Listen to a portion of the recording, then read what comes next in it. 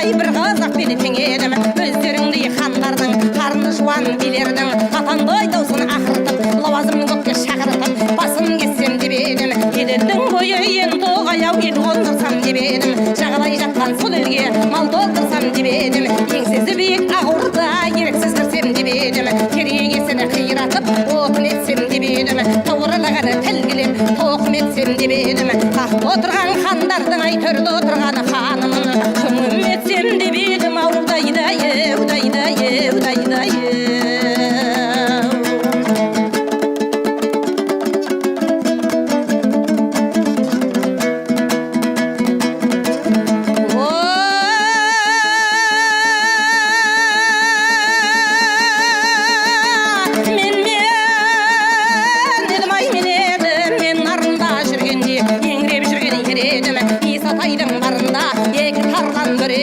Ай қазақтан кемедім, ай бір қазақ бені теңедім ерегіскен дұшпанға екне талайы болғанда азыққа етін жемедім хан баласы аяқ сүйек ежелден туған аңызхан ата дұшпан сен едің ата жауың мен едім ежелгі дұшпан ел болмас етектен кесіп жең болмас хан баласы ақ сүйек байеке сұлтан сен болсаң сендей нар қоспақтың баласы оңаша жердей жолықсаң қайраңнан алған шабақтай қиямыз